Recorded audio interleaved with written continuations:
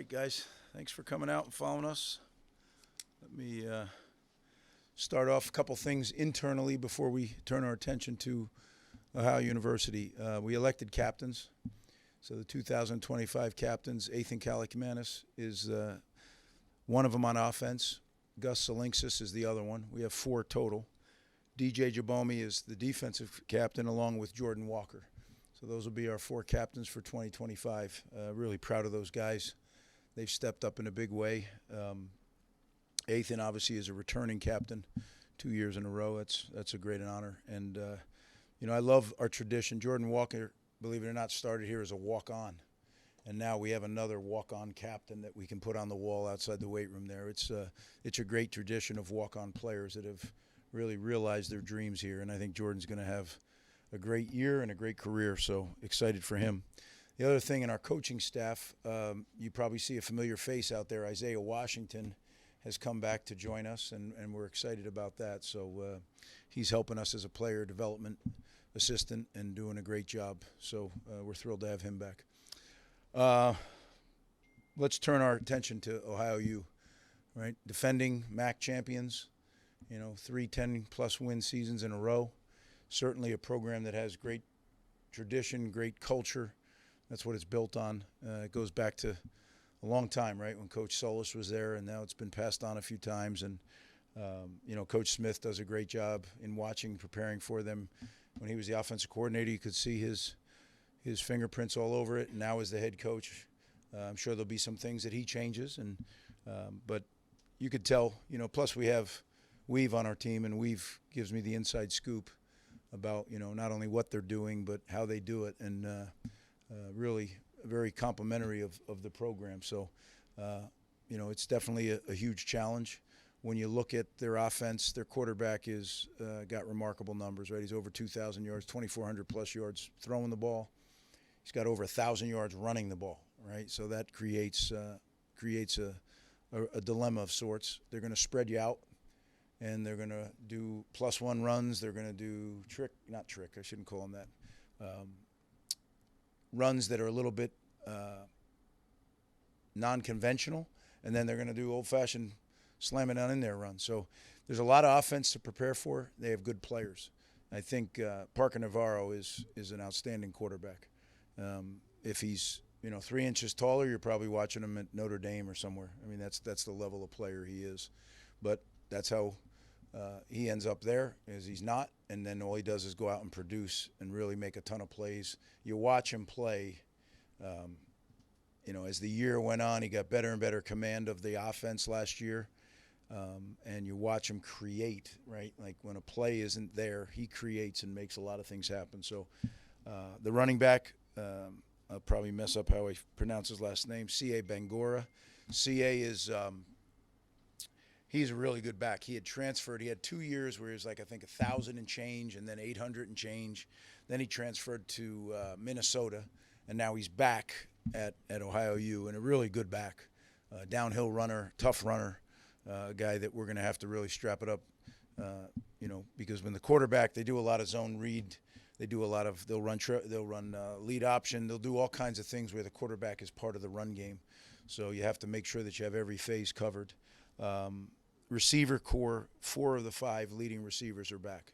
So their leading receiver isn't back, but when you look at them in total, 4 of the 5 are back. So we're going to have our hands full in the secondary. They run well. Again, it's a championship football team. This team, they didn't win the championship by accident last year. They're a very good team.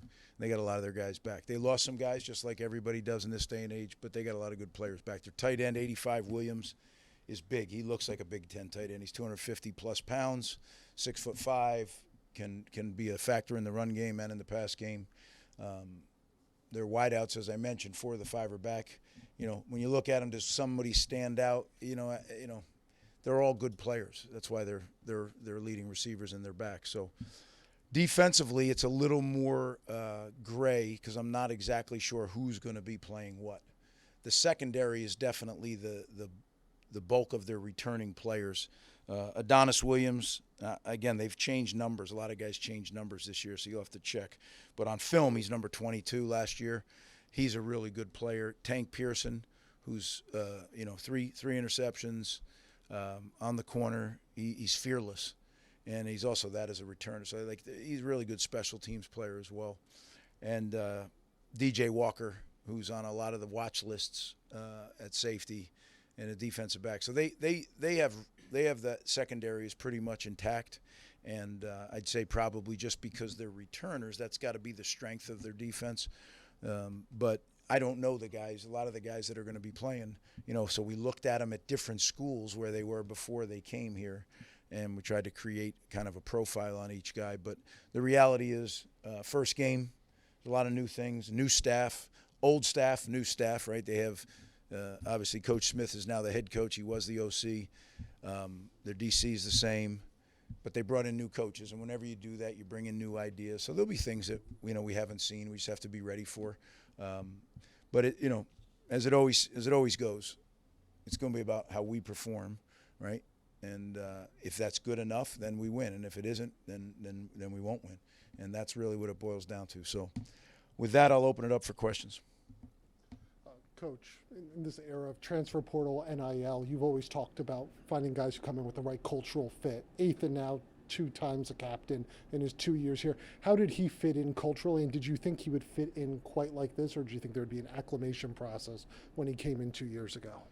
Well, yeah, I'm not going to sound like I knew, because the only reason I did know is Coach Shiraka had coached him, and Coach Shiraka had recruited him.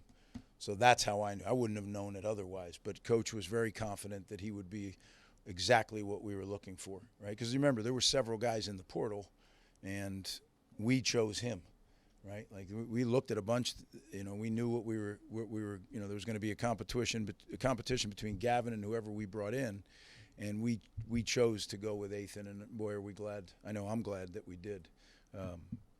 And I just, like I said before, he finished the year going like this, and my expectation is that it'll continue to go like this. What are your thoughts on the change in focus for your team, going from straight training camp to preparing for an opponent? Yeah, I think it's real important. That's a great question, because I think sometimes if you're not careful, you won't have a clear break in the action. We always do. I learned this early in my career. We take 2 days where the players are away from the coaches after training camp. So when we come back, we start fresh. And, we had already started on Ohio, but then we take a couple days where the players go freshen up.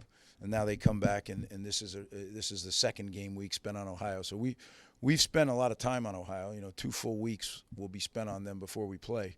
But again, the unknown is what you don't. But making sure you switch gears from training camp mode to game week mode is very important. I think that's a great question. You mentioned it a little bit before, but what are some of these unique challenges that you face on a week 1 game, but especially a game against a new head coach? Well, it's kind of sort of a new head coach, right? Because he was the offensive coordinator. The defensive coordinator was there. So like that, where you really think is where the new guys, take a look at where the new staff members are from. What did they do really well there? Now, maybe that's something that they would implement into their scheme. If this guy who, a new coach comes in as an expert on something they did well, that's what I would do, right? If somebody's really good at something, I want to sit down and get clinicked on it, and then see if we can fit it into our package. Does it fit? So that's kind of what we've done. We spent a lot of time doing a lot of investigative work, because you don't know between the coaches that they brought in and the players that they brought in, trying to piece it together. But at the end of the day, we just got to go out and we have to play our brand of football. And there'll be some stuff we're not ready for. That's okay. We just got to adapt as the night goes on. Greg, big picture question. For the state of the program, what would you see as a step forward for this team and this program overall this year? Yeah. You've been with us for a lot of years, so you know that I don't get into this thing out here, right?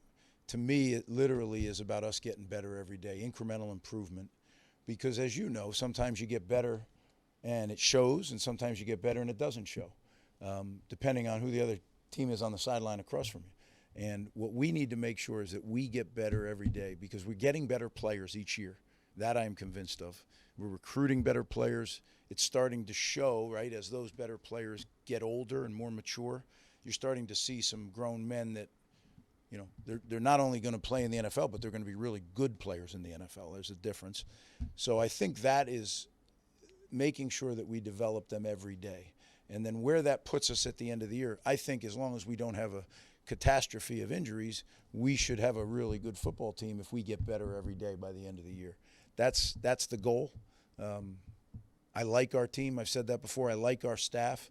We're not close to being where we will be, say, mid-season right now. That I can tell you, especially defensively.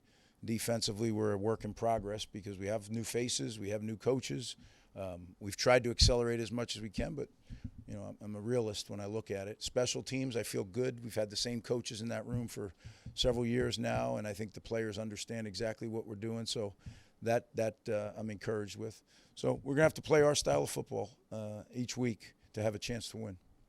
At some point on Thursday, Bradley Weaver, who's transferred here, is going to play his old team. He's probably going to line up against Cedric Rhodes, who's on his old team after being here. Is that just emblematic of modern-day college football where a situation like that can arise?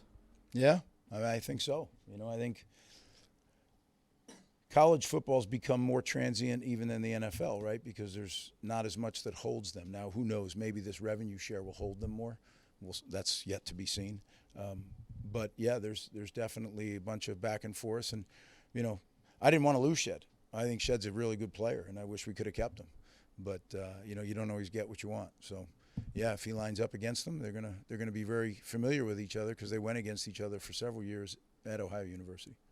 Just going back to what you said about the defense, I guess throughout training camp and now into game week, what did you see from that side of the ball, that unit collectively, from week to week? As they made any progress, and then I guess areas where you feel like there needs to be improvement made? Yeah, they're making progress literally daily. Yeah, there's no doubt. I mean, but it's just, you know, when you install a defense, is it similar? Yeah, it's similar, but there's several changes. Zach brought changes, Rob brought changes, and I'm open to hearing the changes, right?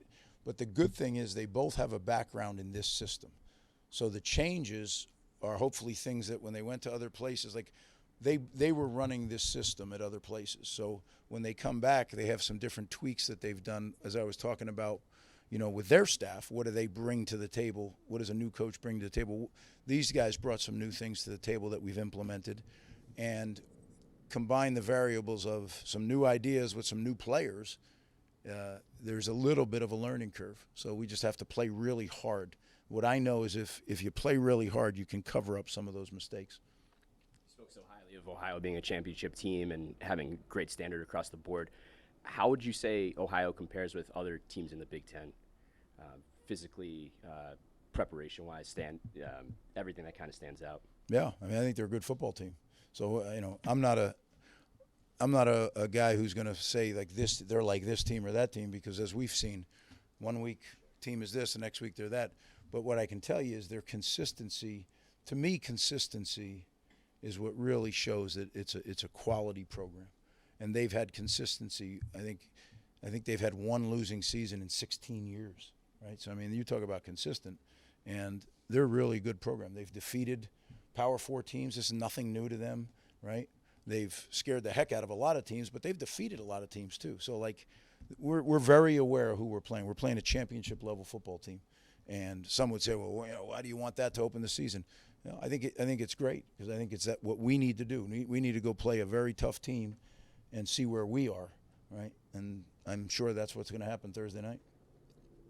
Oh, Brian Felter's progression and what he means to this line. Yeah, Brian is he's a leader, he's an attitude guy, and he's a really good football player. So, and I don't know if it's necessarily in that order, but those three things he possesses, and he's a grown man. Like, you know, he's a grown-up.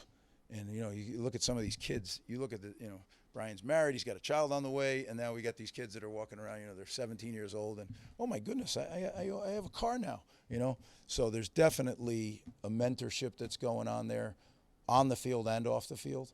But Brian brings a maturity and a toughness to our offensive line that we missed him. Like when he went out last year, we definitely missed him. To have him back is great.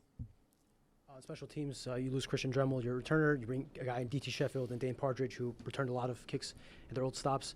Do you know who the returner is going to be, and do those guys change your philosophy at all as far as returning kicks from previous years? Yeah, I mean, I do know who our returners are going to be. We're going to have multiple returners. I think we have guys that can do it. It certainly does make you want to return it a little more, for sure, right? So we're going to mix blocks, returns, kickoff returns. Again, what we try to do, so you understand, like, again, is manage risk and manage opportunity. And, you know, we led the country in kickoff returns 2 years ago, and we ran the ball back, I think, 6 times. So when the 6 times were kicks that we felt were good returnable balls, we ran them back, and you're number 1 in the country in kickoff returns.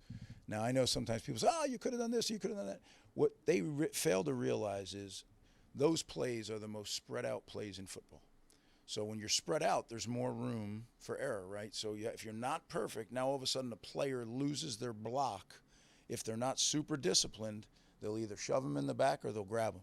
And now, instead of starting on the 25, you're starting on the 14, the 11, right? Those are devastating plays when you start in that situation when you didn't have to, right? Because you can get the ball to 25 on fair catch, and on punts, you know, make sure you get the ball. When you work so hard to get a third down stop and you make them punt the ball, let's make sure we get the ball back.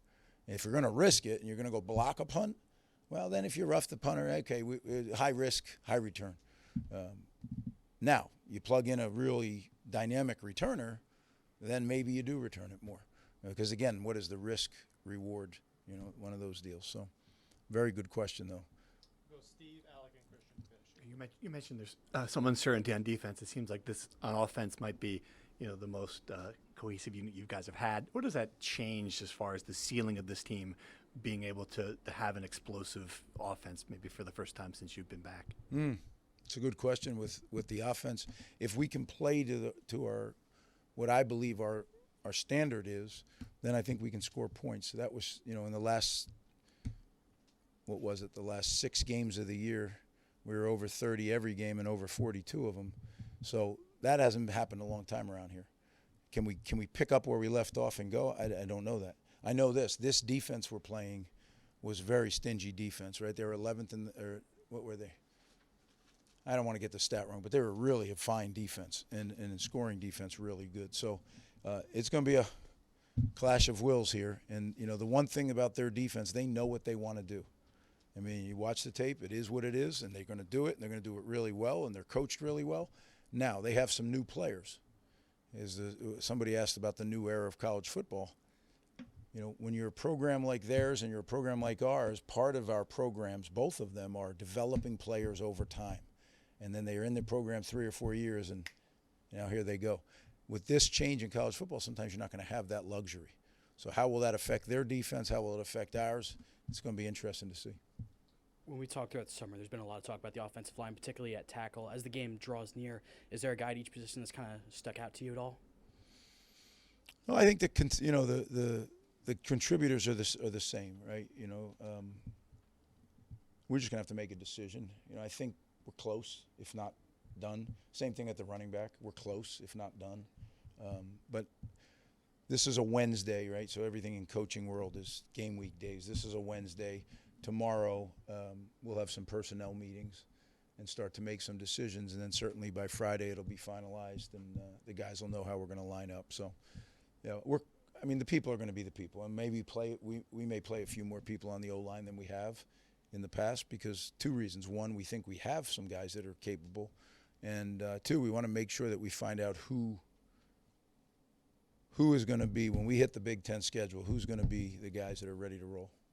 Final question right here. You mentioned Jordan Walker before. Just at what point did you begin to see him as a player who would be able to make that transition from tight end or wide receiver to defensive end? Yeah, I mean, the tight end, I wish I could tell you that it was a stroke of genius. I had seen him do some things in high school, and Eric Josephs, a personnel guy, said, you know, because he was getting frustrated at tight end, and he was buried in the depth chart and wasn't getting a lot of time. And I just said, why don't we try it at D and see how it goes? And right from the jump, he was a natural.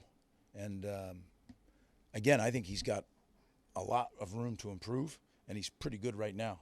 So I think there's a guy that has a chance to do some special things around here. And if you look at him, you know, that's what they're supposed to look like. You know, he's 6'6" or 5", whatever he is, 270 pounds. I mean, he's a good-looking specimen. So I'm excited. I'm glad we have him.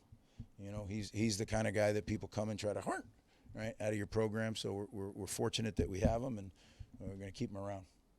Hey, I want to special shout out to our fans. Last time we saw you, it was a disappointing time out in Arizona.